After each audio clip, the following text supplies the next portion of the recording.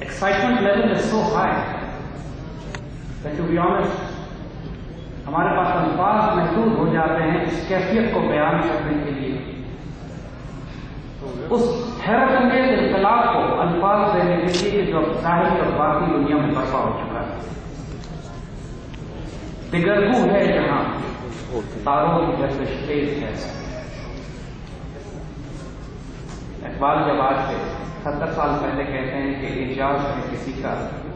یا گردش زمانہ ٹوٹا ہے ایشیا سے سہرے فرنگیانہ،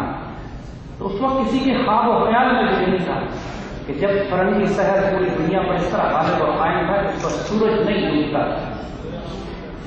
اس وقت ایک مرد درویش کی زبان سے اللہ یہ خوشخبریاں آپ کو دے رہا تھا کہ اعجاز ہے کسی کا یا گردش زمانہ ٹوٹا ہے ایشیا سے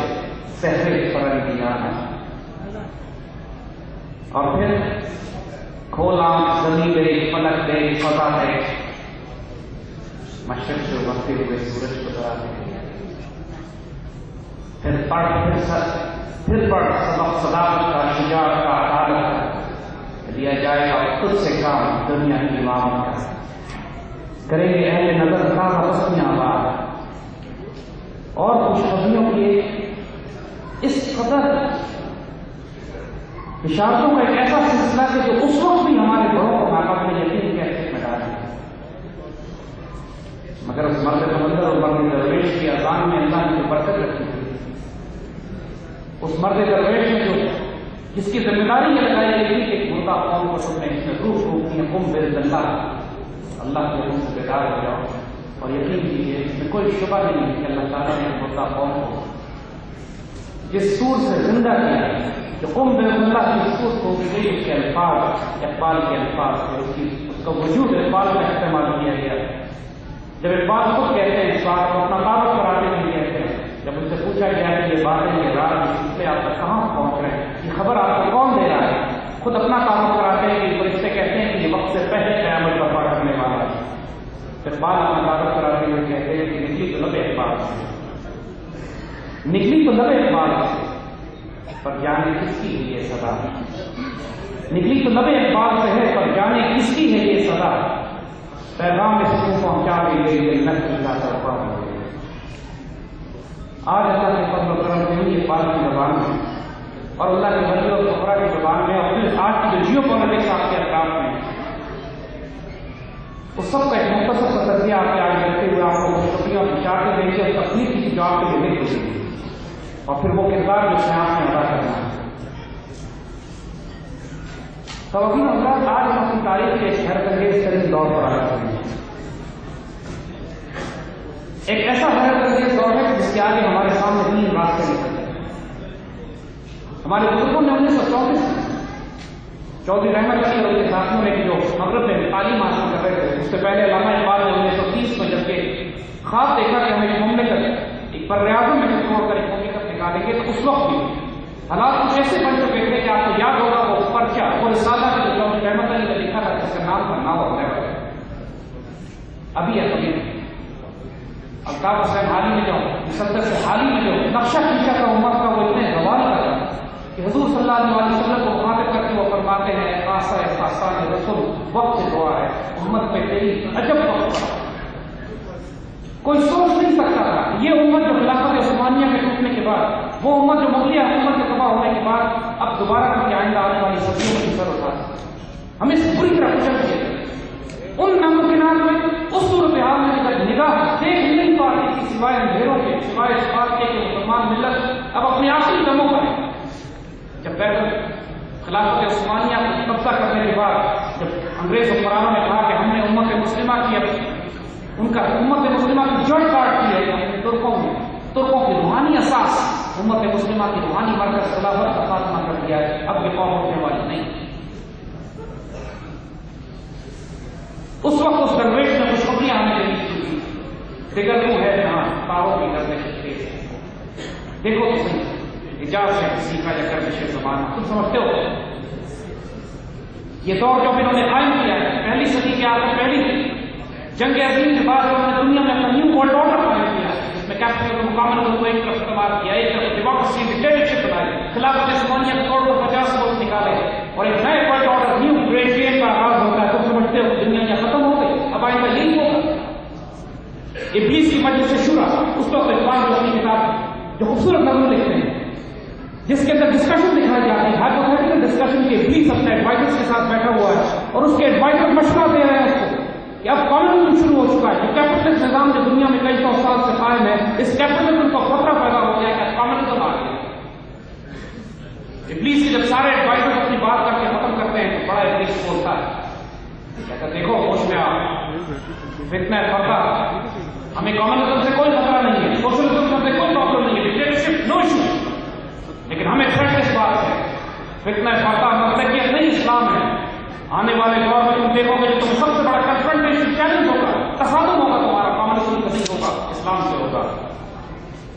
اور پھر وہ اس کا سولوشن بتاتا ہے، اگر اس امت رسول صلی اللہ علیہ وسلم کو تم نے تباہ برباد کر کے ہمیشہ غلام رکھنا ہے تو ایک بات یاد رکھنا، اس کے مقصد میں ایک چنگاری ہے، there's a spark in them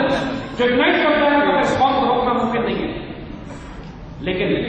اس چنگاری کو روکنے کا طریقہ صرف یہ ہے، یہ فاقہ کش کہ جو موت سے ڈرتا نہیں، لیکن یہ فاقہ کش کہ جو موت سے ڈرتا نہیں لیکن روح محمد اس کے بدن سے نکالتا ہے۔ سولوشن یہ اس قوم کو تباہ کرنے کا کہ حضور صلی اللہ علیہ وسلم سے اس کا نسبت، اس کا تعلق، اس کا ادب، اس کا عشق تباہ کر دو، یہ قوم کبھی سب نہیں کھائے۔ اور اگر تم نے حضور صلی اللہ علیہ وسلم کی نسبت اس قوم کے قائم ہونے کی، اور اقبال نے جو شب کے بعد شکوہ کے آنکھ میں رکھی ہے، خوبصورت نئی نظم لکھنے کے بعد،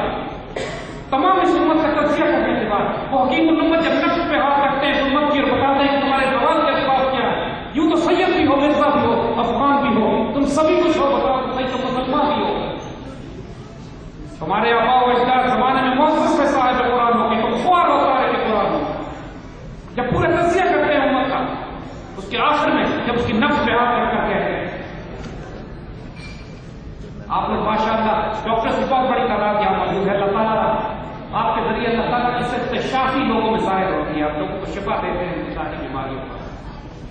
علامہ اقبال اللہ تعالیٰ نے اس فقیر کو حکیم الامت کا خطاب دلوایا، یہ امت کی نفس میں ہاتھ رکھ کر، حکیم الپاکستان نہیں ہو، حکیم الہند نہیں، حکیم الامت، کہ آنے والی صدیوں میں امت مسلمہ کو جو مسائل درپیش ہوں گے اللہ نے فقیر کی زبان سے ان کا حل بھی دیا ہے۔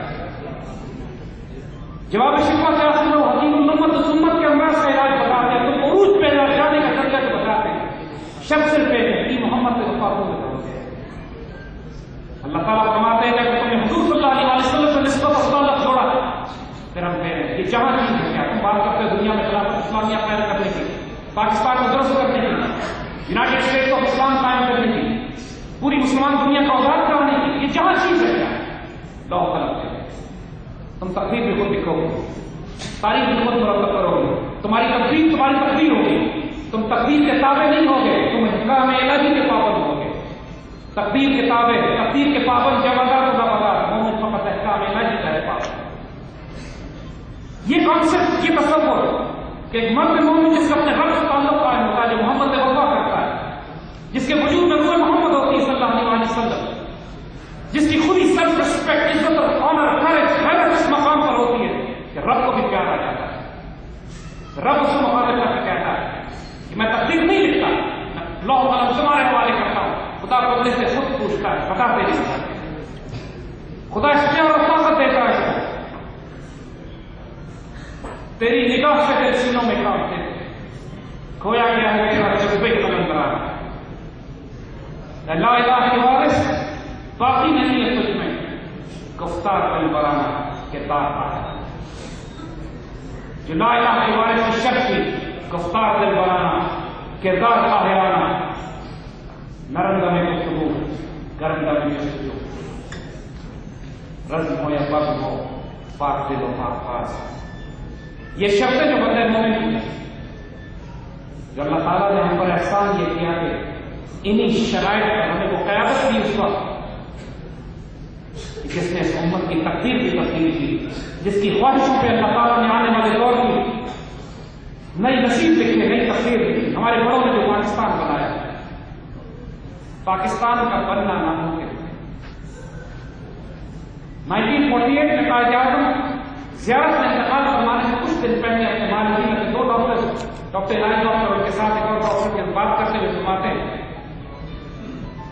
کہ مجھے بہت خوشی ہے کہ یہ پاکستان وجود میں آ گیا، ورنہ تم یقین کرو مجھے یقین نہیں تھا کہ یہ پاکستان بنے گا۔ اور اس میں کوئی شبے کی بات نہیں ہے، یہ آزادی کا الفاظ ہے، اور اس میں